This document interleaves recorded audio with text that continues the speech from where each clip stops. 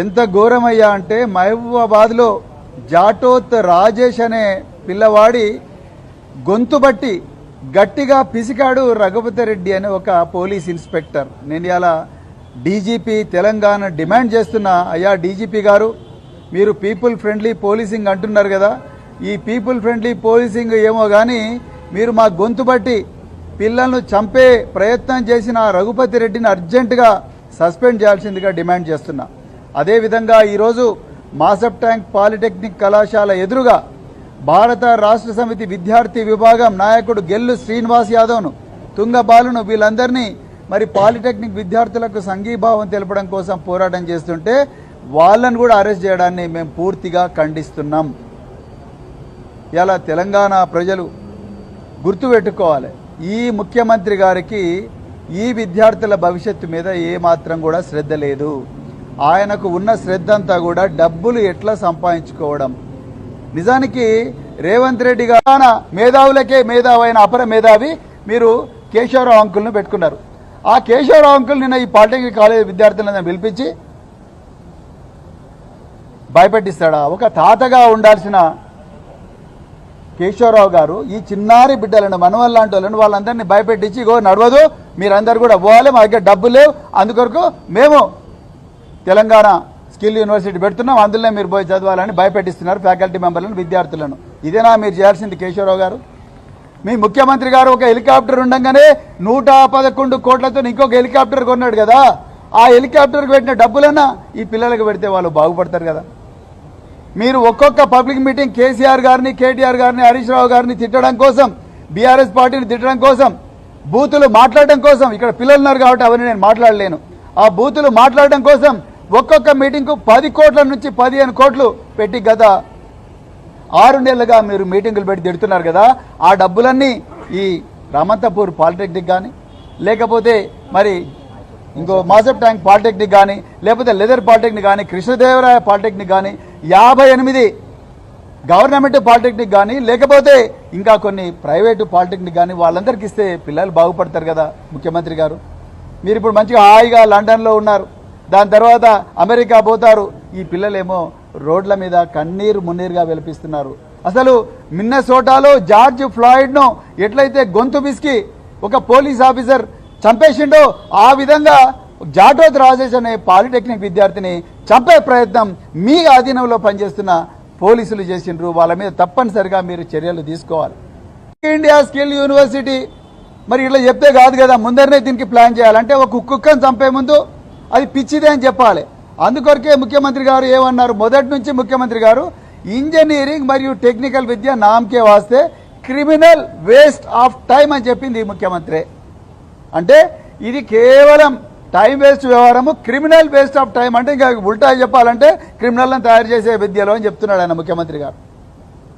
ఒక విద్యాశాఖ మంత్రి ఈ విధంగా మాట్లాడొచ్చా? Criminal waste of time. అయ్యా ముఖ్యమంత్రి గారు, మీరు 200 కోట్లతో కట్టిన బోధి ప్యాలెస్ ఏదైతే మర్రి చెన్నారెడ్డి హ్యూమన్ రిసోర్స్ డెవలప్మెంట్లో కట్టింది ఎవరు? ఇగో ఈ చిన్నారి బిడ్డలే, పాలిటెక్నిక్ విద్యార్థులే. మీరు నడుస్తున్న బుల్లెట్ ప్రూఫ్ కారు, మీ మినిస్టర్లకు డీజీపీ గారు చాలా గొప్పగా ఇచ్చిన బుల్లెట్ ప్రూఫ్ కార్లన్నీ కూడా ఇంజనీర్లు తయారు చేసినవే రేవంత్ రెడ్డి గారు. మీరు రోజు మాట్లాడుతున్న మైకులు, కేసీఆర్ గారిని ప్రతిరోజు కూడా తిడుతున్న మైకులు ఏవైతే ఉన్నాయో ఆ మైకులను డిజైన్ చేసి నడిపించింది కూడా ఇంజనీరింగ్ విద్యార్థులే. ఈ విద్యార్థులే వీళ్ళే ఆ స్కిల్స్ నేర్చుకొని పాలిటెక్నిక్ కళాశాలలో అక్కడి నుంచి ఈసెట్ రాసి ఇంజనీరింగ్ కాలేజీలో ఇంజనీర్లు అయ్యి గొప్ప గొప్ప ఆవిష్కరణలు చేసిండ్రు రేవంత్ రెడ్డి గారు. మీరు వీళ్ళని క్రిమినల్ వేస్ట్ ఆఫ్ టైం అన్నారు. దాని తర్వాత మీరేం చేసిండ్రు? మెల్లగా అసెంబ్లీలో 2024లో యంగ్ ఇండియా స్కిల్ యూనివర్సిటీ అని ఒక యాక్ట్ తీసుకొచ్చిండ్రు. 2024లో తీసుకొచ్చిండ్రు. అందులో సెక్షన్ 44లో మీరేం చెప్పిండ్రు?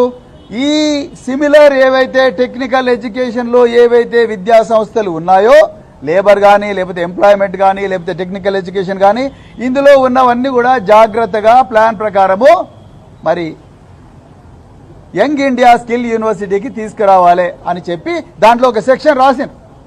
ఆ సెక్షన్ 44లో రాసిండ్రు. దాని తర్వాత మీకు మీరే దానికి ఛాన్సలర్ అని ప్రకటించుకున్నారు యంగ్ ఇండియా స్కిల్ యూనివర్సిటీకి. ఇక ఇండస్ట్రీలో ఉండే ఆనంద్ మహీంద్ర అదేవిధంగా శ్రీనిరాజు, దాని తర్వాత ఇంకెవరో ఒక 7 మంది ఫోటోలు ఆ వెబ్సైట్లో పెట్టారు. దాని తర్వాత దానికి వైస్ ఛాన్సలర్గా మీరున్నారు.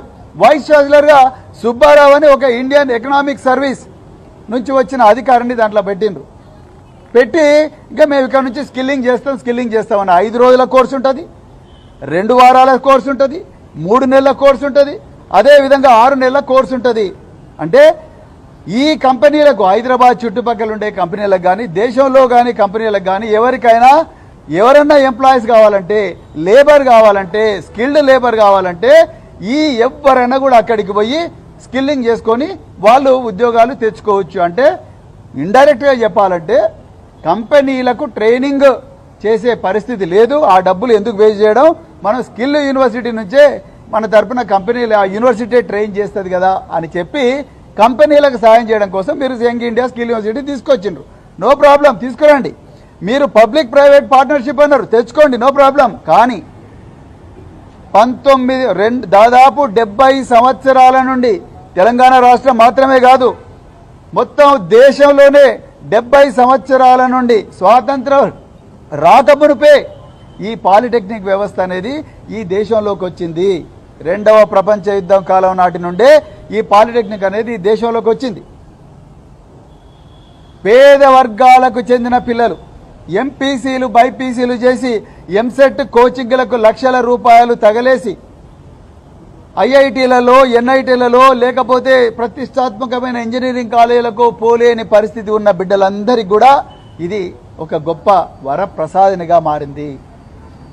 అదేవిధంగా పబ్లిక్ సెక్టార్ అండర్టేకింగ్స్ బిహెచ్ఎల్ కావచ్చు, మిదాని కావచ్చు, డిఆర్డిఓ కావచ్చు, ఇంకేవైతే నవరత్న కంపెనీలు ఉన్నాయో ఇవన్నీ పబ్లిక్ సెక్టార్ అండర్టేకింగ్స్ మాత్రమే కాదు, పేరు మోసిన గొప్ప గొప్ప కంపెనీలన్నిటికి కూడా మొట్టమొదట పోయేది ఈ పాలిటెక్నిక్లో చదివిన పిల్లలే జూనియర్ ఇంజనీర్లుగా పోతారు. వాళ్ళందరినీ కాదని ఇప్పుడు వీళ్ళని లేబరర్లుగా తయారు చేసే పరిస్థితి మీరు ఇలా జీవో 97 ద్వారా తీసుకొచ్చిండ్రు రేవంత్ రెడ్డి గారు.